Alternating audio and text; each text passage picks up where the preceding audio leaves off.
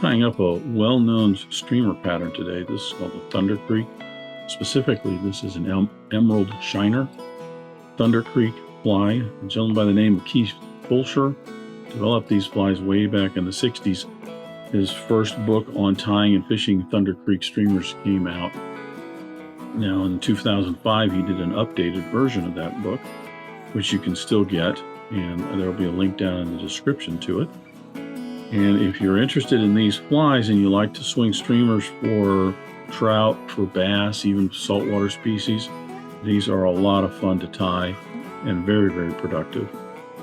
This one's just some green bucktail and some white bucktail with a little bit of Peacock Krystal flash in it. And there are some specific steps in terms of tying these flies and different ways that you can go about tying them. So I'll be doing a series of Thunder Creek streamers over the next few weeks, and I'll discuss different ways that you can get the eyes on and the gills and the epoxy that you can use versus UV resin and things like that. And a little bit more details on managing and working with the deer hair on these. So that's the Thunder Creek Emerald Shiner. I'll get started tying.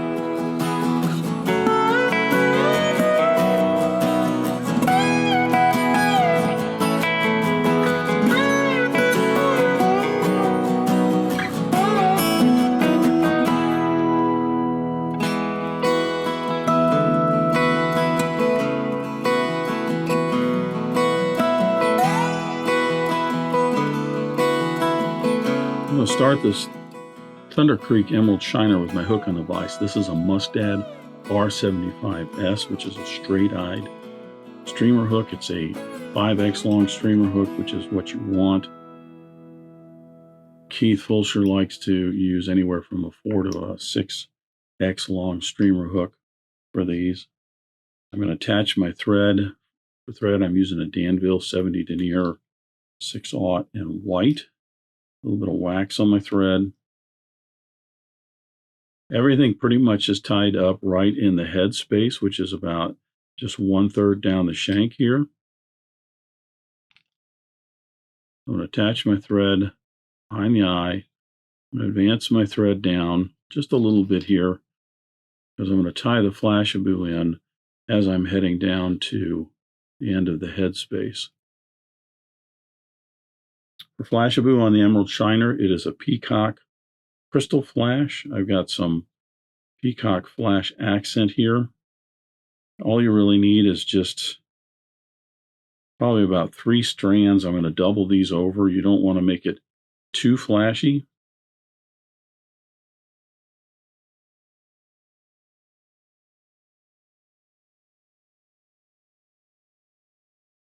I'm going to advance my thread down a little bit, holding that flash accent over, and I'm going to keep going down to about 1/3 down the hook shank here. I'm going to trim this so that it extends about a 1/2 shank length past the bend of the hook here. It's about how long our bait fish is going to be. With that tied in, I advance my thread back up to behind the eye of the hook, and now we tie in our bucktail. Pretty much Thunder Creeks are very, very simple. Most of them are just a little bit of flash like that and some bucktail on the top and bottom of the hook shank. Some of them have other features, and in some of the other videos that I'm going to do, I'll show you some of those where he puts a tail end or a butt end or a wrapped sparkle chenille body or something like that. Just does some different things for them. But the Emerald Shiner is using some green bucktail for the back and white for the belly. You are going to select some bucktail and you're going to stack those, trying to get those as even as you can. They don't have to be perfect. But one word of caution is go on the err on the side of sparse. Most people tie in Thunder Creeks with more hair than they should be. The heads on these are slim, not round and bulky, and the backs are also fairly slim. One thing you can do with this hair to try and can help control it a little bit so it doesn't get mixed up when you're tying this in is to wet it down. You can have a little dish of water right there if you want, or just wet it down, a little bit of saliva. It just helps to control it a little bit.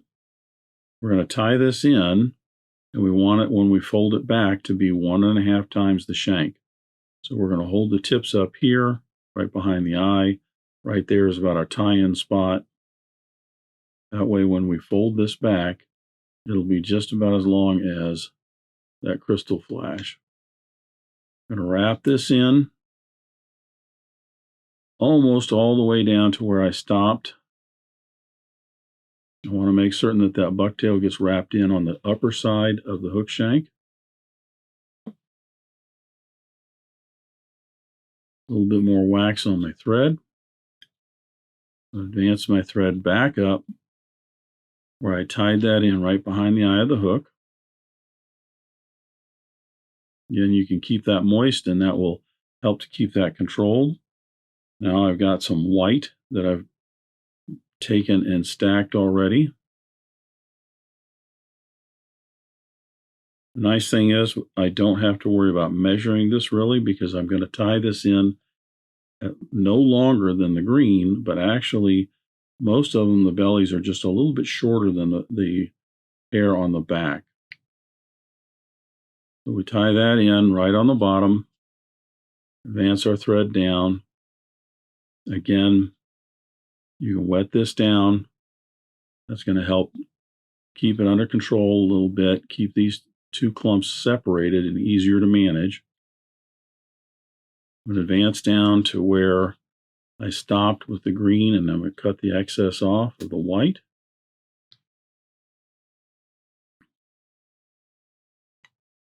Now I'm going to advance my thread down.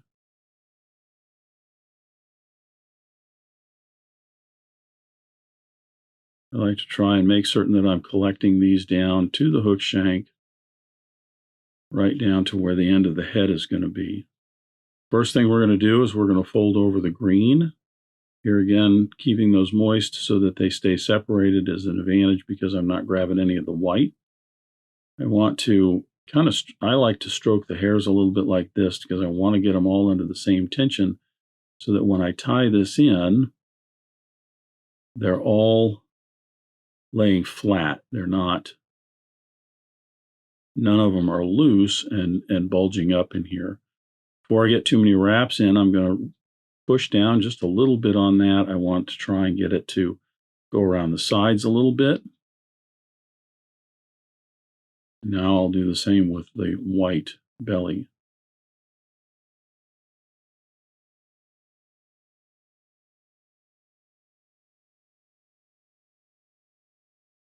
I am actually pinching and pulling those hairs backwards so that they stay flat there. I have a couple of green ones that got loose somehow. I'm not really going to worry about them because I'm going to put some, you can see them right here, I think. I'm going to put some head cement on there. Well, I mean some epoxy on there, which would take care of it. But that one, actually looking at it, is a little sticking out more than I care for. So I'm just going to cut the end of it here. And then I can pull that out.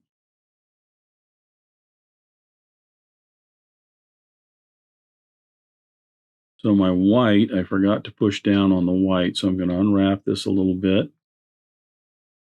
You want to try and spread that hair out a little bit so that it wraps around to the sides of the head a little bit. Now, again, we're going to have some eyes on there and epoxy, so it's not imperative that that's all filled in. Now, making certain that all of that is covered, you're going to end up with a little band of white thread, and that's fine. A little bit of wax. I'm going to put a whip finish on this, trim away my thread, and then I'm going to paint the gills on. The gills and the eyes, Keith Fulsher would use an enamel gloss paint to paint gills and eyes onto his Thunder Creek streamers.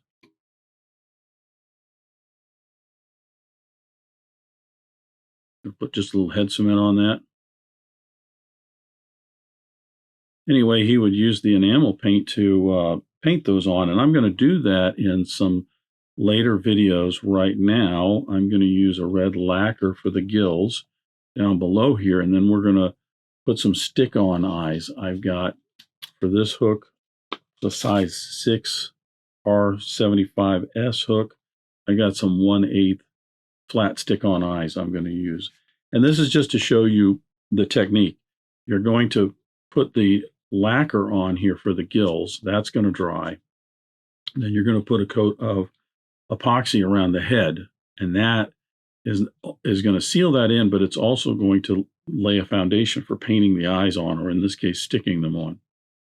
Once that's cured, we stick the eyes on and put the top coat of epoxy on. And then once that's cured, the fly's done. So I've just got this is some Wapsi red lacquer. You're just going to take a little bit, not much, and we're going to paint this on the bottom half of that thread band.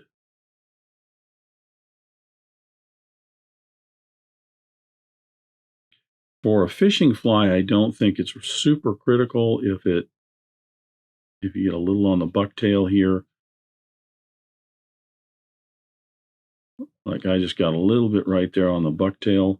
I don't think that's really going to affect the fishability of the fly.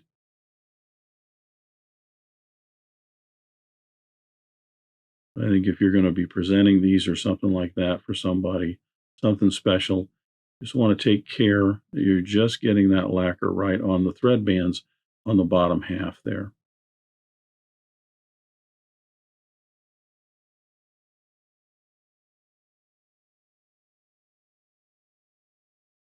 So I'm going to let that set up here in a few minutes.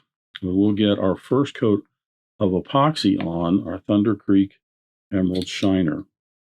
And then that will set up, and I'll put some eyes on there in the final coat.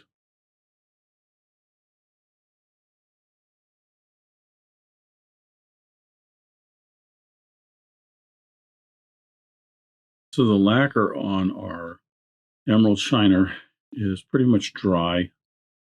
It's cured enough, might be a little bit, no, it's cured enough that we can put the first layer of epoxy on. Now I'm just using, this is a 5-minute 2-part epoxy, clear. You can get these, any hardware store will have them. Fly shops, usually they'll have a Z-epoxy or something like that. And you mix that up, and I'm just using a toothpick to apply it. Now, you want to apply this real thin. This layer and even the other layer, both are supposed to be very, very thin, because all you're trying to do is provide a foundation for the eyes on this one, and then add in a layer of protection for the eyes. So we're not trying to bulk this up. We're not trying to add a bunch of epoxy that's going to give us a round, kind of bulbous head to it or anything. You want to keep it very, very sparse. As you can see, I put maybe even half a drop of epoxy on there, and I'm able to spread that around pretty much over the whole fly, but I should say the head of the fly. And that's really all you need. You just want to get that right around up front by the eye here. This will, even though it's a 5-minute epoxy, it will level out. You've got 5 minutes of working time with it. I find that it usually takes a half an hour for it to end up being tack free. So in a moment, we will be done with the first coat here. That looks pretty good. It's all nice and smooth. And I'll keep turning this for about 5 to 10 minutes, and it will set up. But then I'll give it another 15 to 20 minutes for it to become tack free. At that point, we'll put our stick-on eyes on and our last coat of epoxy on there.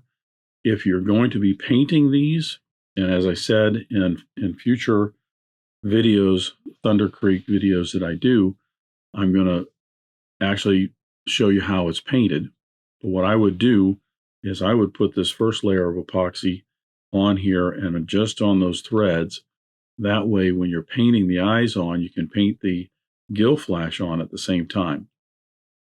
Otherwise, you're having to paint the gill flash, let it set, put the epoxy on, let it set, paint your eyes on, let that set, and then put the final coat of epoxy on. And I'll talk more about different epoxies that you can use for this other than just this 5-minute epoxy, as well as you could use a solar res or a Deer Creek UV material or something that's tack free.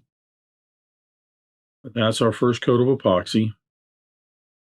And we'll come back and get those eyes on and finish it up.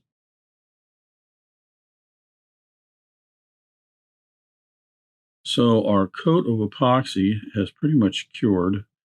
It has a slight tackiness to it. If you're using epoxy on a fly, like on a Clouser Deep Minnow or something like that, normally you would let this sit. This has been sitting for about 45 minutes, by the way. You would normally let that sit.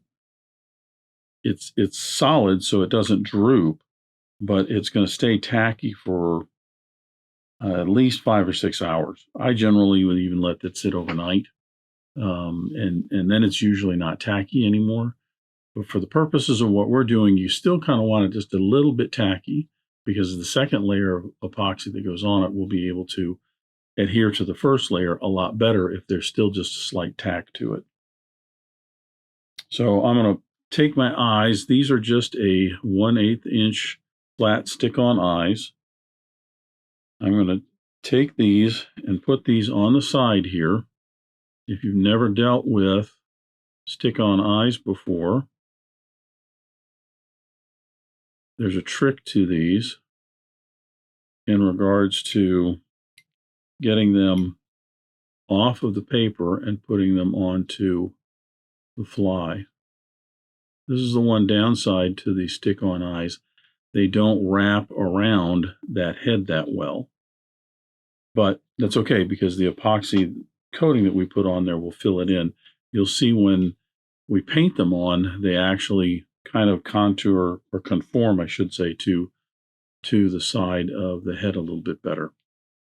But I just wanted to do this one kind of quick, just to show you a quick way to do fishable Thunder Creek. Anyway, the stick-on eyes, these can be very difficult because most people, including myself, way back when I first started using these, try to peel these off with their fingers and put them on with their fingers. They're just small, they're cumbersome, they get stuck, especially on the epoxy. You get the epoxy on your fingers. The easiest way to apply these is to take your bodkin and just slide it right under the edge of the stick-on eye. Now, the adhesive on the stick-on eye has it just stuck to the very end of your bodkin. Here, you can just place it right where you want it to go.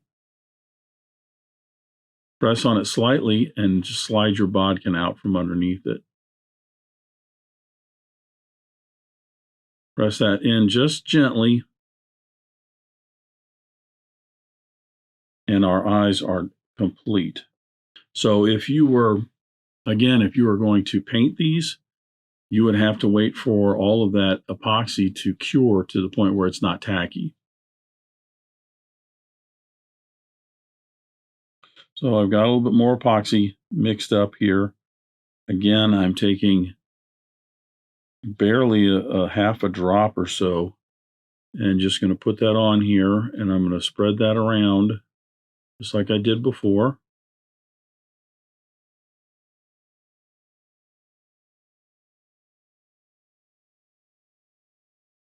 And again, this is just a top layer to help protect those eyes.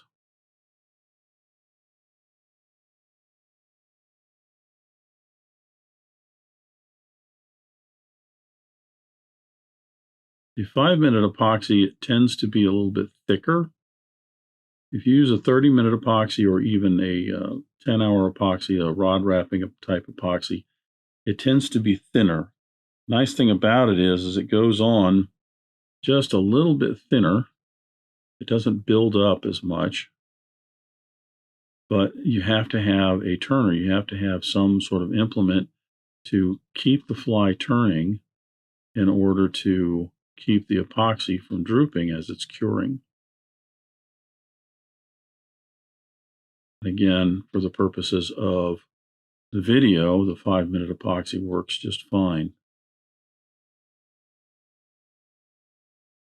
One of these I'll do in the upcoming videos that I'm going to do other Thunder Creeks. I'll do some UV resin and we'll compare that. But the 5-minute epoxy gets the job done. Again, it doesn't have to look beautiful and it doesn't have to necessarily be presentation quality to go and fish it. But you do want to try and keep the heads thin, longer, and more torpedo shaped than round and short.